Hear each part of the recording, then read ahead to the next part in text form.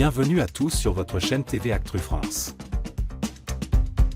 Le 3 mai dernier, la saison 14 de The Voice s'est conclue en beauté sur TF1 avec la victoire du groupe Il Cello, un trio lyrique coaché par Florent Pagny.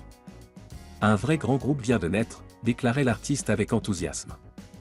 Pourtant, quelques jours après ce sacre, la réalité du marché musical vient refroidir les ardeurs.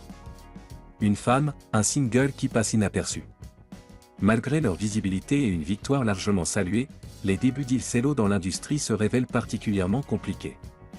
Leur premier single, Une femme, peine à séduire le public. Selon les chiffres de Pure Chart, les ventes sont faibles et le morceau ne parvient pas à intégrer le top 2 SEMS établi par la SNEP, dans un classement largement dominé par Gims et Son Ninao. Et ils ne sont pas les seuls à en faire les frais. Les autres finalistes de The Voice 2024 Meg, Gianni ou encore Michael Gallo peinent eux aussi à tirer leur épingle du jeu. Leurs singles respectifs Troubadour, Gone ou Briller ont été boudés par le public, n'enregistrant que des écoutes modestes, sans visibilité significative dans les classements. Pendant ce temps, la Star Academy explose les compteurs. En parallèle, la Star Academy, relancée avec succès dans une version modernisée sur TF1, écrase la concurrence. Les anciens élèves enchaînent les succès. Marine, dernière grande gagnante, a vu son titre Ma Faute certifié single d'or après avoir généré plus de 714 000 streams en une semaine, entrant à la 101 place du classement. Avant elle, Pierre Garnier et Hélène Bailly avaient déjà goûté aux joies des certifications précoces. Le contraste est saisissant. Pourquoi un tel écart entre The Voice et la Star AC? L'écart de popularité ne semble pas résulter uniquement du talent des artistes. Il s'agit plutôt de la manière dont l'émission crée du lien avec le public.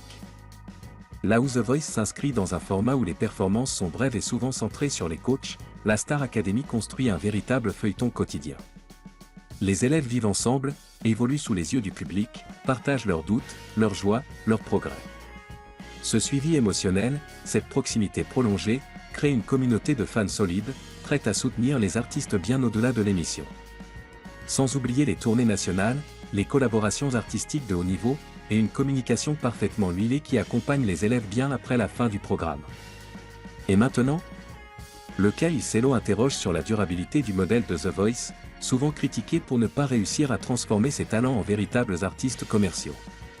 Tandis que la Star Academy semble avoir trouvé la recette pour propulser ses élèves dans le paysage musical français. Reste à voir si Il Cello saura renverser la tendance avec un deuxième single ou une communication plus musclée. Car si le talent ne fait pas tout, la stratégie post-émission est, elle, cruciale.